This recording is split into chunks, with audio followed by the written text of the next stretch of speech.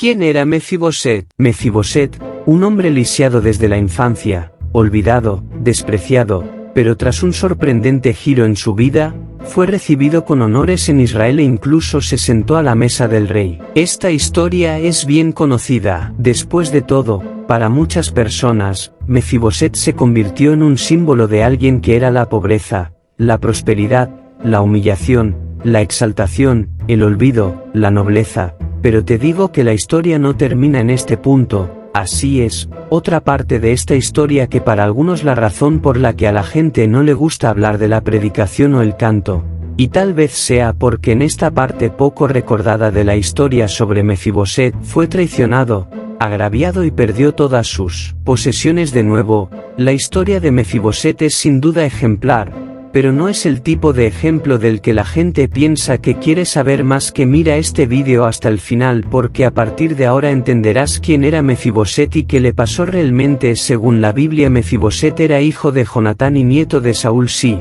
Mefiboset era hijo del mejor amigo de David y hay otros datos importantes sobre su familia.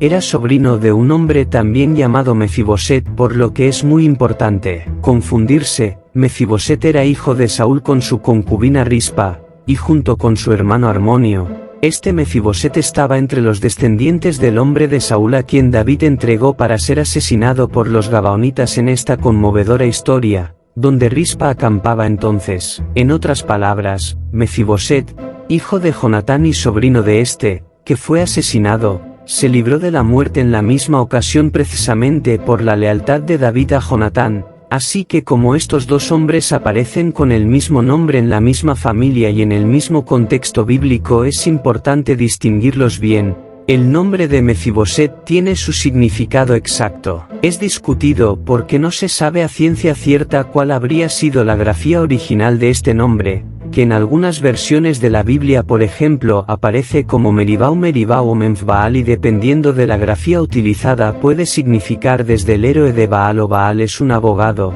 hasta incluso un opositor de Baal.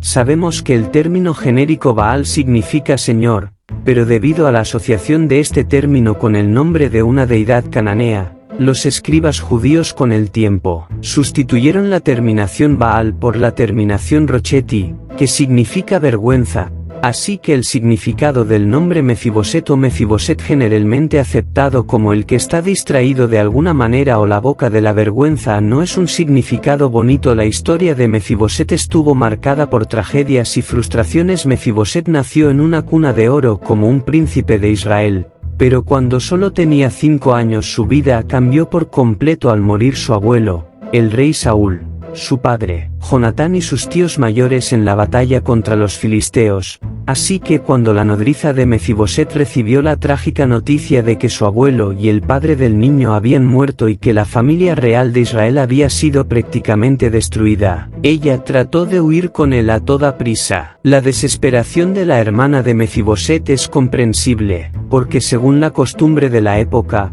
cuando una dinastía era derrotada, la nueva dinastía eliminaba a todo el linaje real anterior, por lo que no había contienda futura por el trono. Sin embargo, cuando la nodriza de Mefiboset se escapó con él, el niño cayó de sus brazos y se le lisiaron ambas piernas, por lo que Mefiboset fue llevado a Loudebar, un lugar en la frontera de Galaad.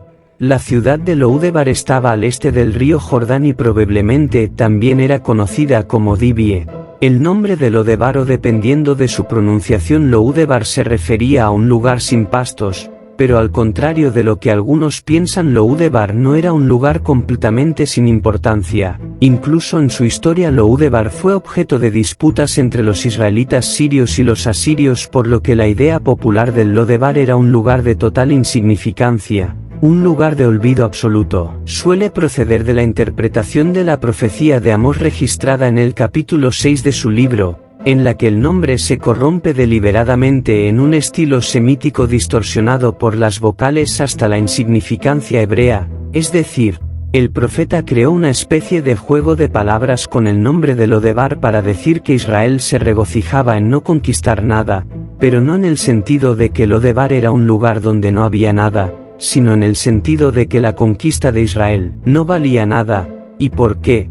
porque sería una conquista efímera y sería olvidada en cuanto Dios levantara una nación extranjera para oprimir a la casa de Israel, y de hecho poco después Lodebar fue conquistada por Siria, y en Lodebar un hombre llamado Maquiar hijo de Ammiel cuidaba de Mefiboset, y más tarde el hijo de Mefiboset llamado Miqueas, y la historia de Mefiboset realmente toma importancia cuando David, ya establecido como rey de Israel, recuerda su amistad con Jonatán y la alianza que hizo con él hace unos 20 años y se pregunta si queda alguien de la casa de Saúl a quien mostrar lealtad en honor a esta amistad y después de este tratado con Jonatán. Así que en este punto David adoptó un comportamiento contrario a lo que se practicaba en los reinos de la época, buscó a un descendiente de la antigua dinastía, no con el fin de eliminarlo, sino con el fin de honrarlo y actuar con misericordia hacia este descendiente, y en esta ocasión Sibe, que era un antiguo siervo de la casa de Saúl, informó al rey David de la existencia de Mefiboset, un joven tullido que había vivido al menos 15 años refugiado en Lodebar, y muchos intérpretes ven en la respuesta del rey David una especie de prejuicio porque parece subrayar la condición inadecuada de Mefiboset, quizá para sugerir a David que este joven era alguien sin valor, un inútil según los estándares de la época, pero a David no le importó y ordenó inmediatamente que trajeran a Mefiboset.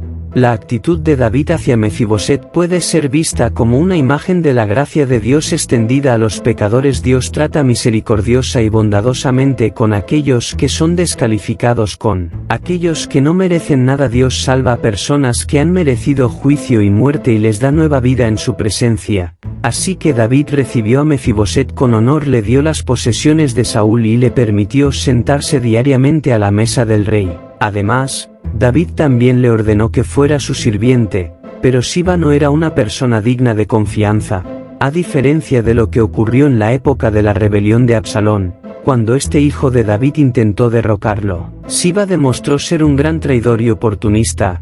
La Biblia afirma que Siba fue a reunirse con David y tomó suministros y provisiones que sin duda serían muy útiles en este momento difícil. Sin embargo, Sibe también aprovechó la oportunidad para acusar falsamente a Mefiboset, diciéndole al rey David que el nieto de Saúl se quedó en la capital porque anhelaba el reino y creía que recuperaría el trono de su familia, y parece que David creyó la mentira que dijo Sibe, porque decidió darle todo lo que pertenecía a Mefiboset, que todas las propiedades, posesiones y riquezas que Mefiboset recibió cuando salió de Lodebar se las diera a su siervo traidor. Lo que hizo fue muy grave, porque en aquellos días muchas veces el fin de una persona acusada de traición era la muerte, y más tarde, cuando después de la muerte de Absalón, David llevó a Mefiboset de regreso a Jerusalén, este trató de entrevistarse con el rey para defenderse y demostrar su inocencia, y cuando Mefiboset llegó a la presencia de David,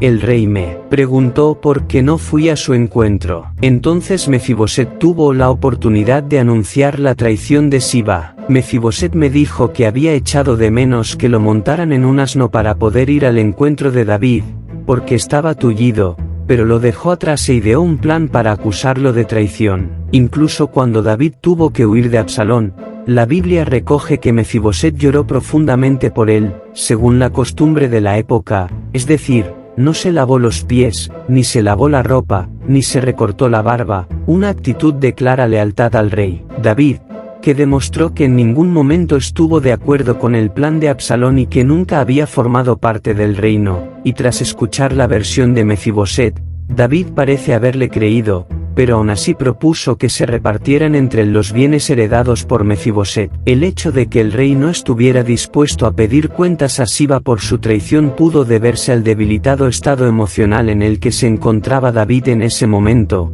Otros intérpretes creen que David pudo estar seguro de la veracidad de la explicación dada por su hijo Jonatán, pero en cualquier caso, el rey decidió adoptar una postura neutral para resolver este conflicto. Pero Mefiboset sorprendentemente decidió renunciar a toda su herencia, dejando que el traidor se quedara con todos sus bienes y demostrando que su verdadero interés era solo el bienestar de David. En este punto la declaración de Mefiboset muestra el tipo de carácter que tenía. La Biblia relata que Mefiboset le dijo al rey, «Déjalo que se quede con todo». Cuando mi señor el rey llegó a casa sano y salvo, A pesar de la historia que Mefiboset es muy conocido por predicar y predicar, esta historia rara vez se cuenta correctamente, por desgracia. La gente solo recuerda la historia de Mefiboset cuando predican sobre la prosperidad. Sí, claro, es fácil predicar sobre un hombre tullido y despreciado que fue sacado del olvido para recibir una herencia. Es difícil para la gente predicar sobre el ejemplo de alguien que permaneció fiel incluso cuando fue agraviado, herido, incluso cuando todo salió mal en su vida y fuera de ella, de tal manera que su enemigo personal tomó todo lo que le pertenecía. La historia de Mefiboset enseña una lección importante. Sin embargo, esta historia ciertamente no se centra en la prosperidad, sino en el carácter de un hombre justo que, a pesar de las tragedias y dificultades, permaneció fiel a sus principios. Lo que realmente importaba no era la riqueza personal, sino el hecho de que el rey elegido de Dios regresara a su casa. Mefiboset no se centró en las cosas terrenales, sino que fijó sus ojos en las cosas de Dios. El propósito soberano para su pueblo. Para Mefiboset no tenía sentido sentarse a la mesa del rey a menos que el ungido del Señor se sentara en su trono, porque lo que era más importante para él era su comunión con el rey que toda su herencia. Ahora escribe en los comentarios si ya conocías la historia de Mefiboset en la Biblia. Y si te ha gustado este vídeo, suscríbete al canal para no perdértelo.